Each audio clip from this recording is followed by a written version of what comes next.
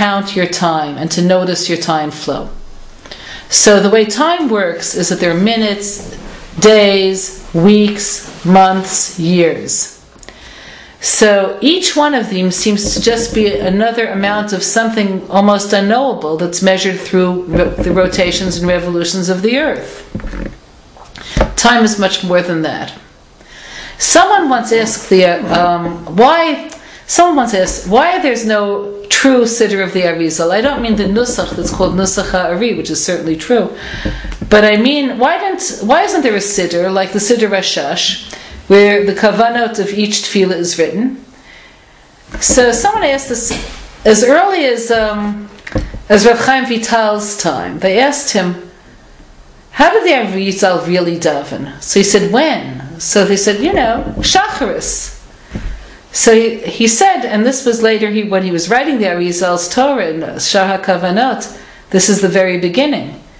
He says, every prayer is different because it takes place in a different fragment of time. So it means that Hashem imbues every moment with a different revelation of His own essence.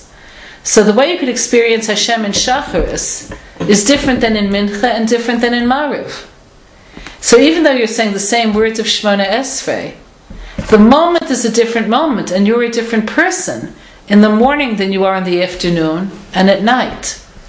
So to understand this better, there's a concept of there being two ways in which we experience Hashem. One is what I'll call the backdrop. Hashem continually sustains the world. His presence is wherever you look, with every breath of air.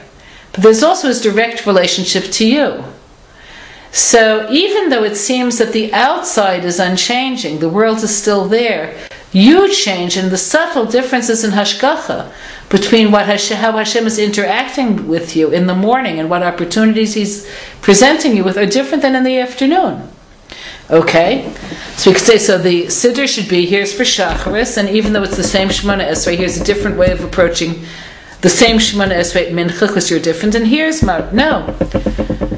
But this day, Yom Rishon in the week, is different than Yom Sheni.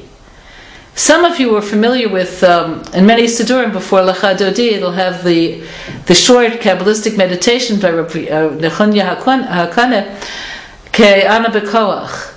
So the words of Ana B'Koach, each one actually is a different meditation for the different spirit that are revealed in different days of the week. So one line is Yom Rishon, another is Yom Sheni, another.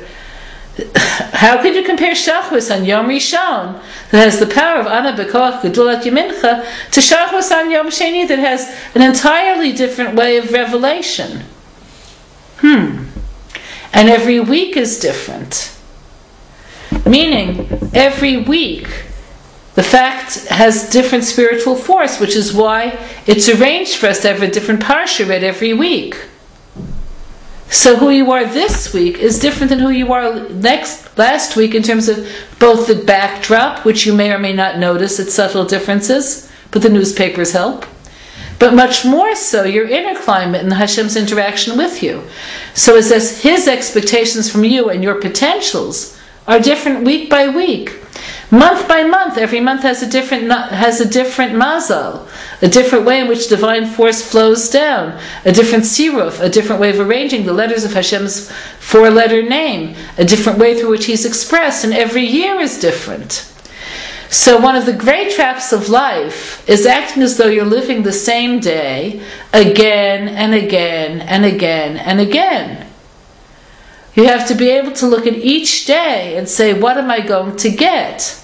Now the opposing force within us is going to say, no, your drives today are the same as your drives yesterday.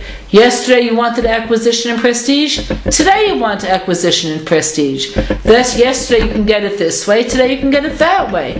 So the Nefesh HaBahamis also notices the progression of change. But what?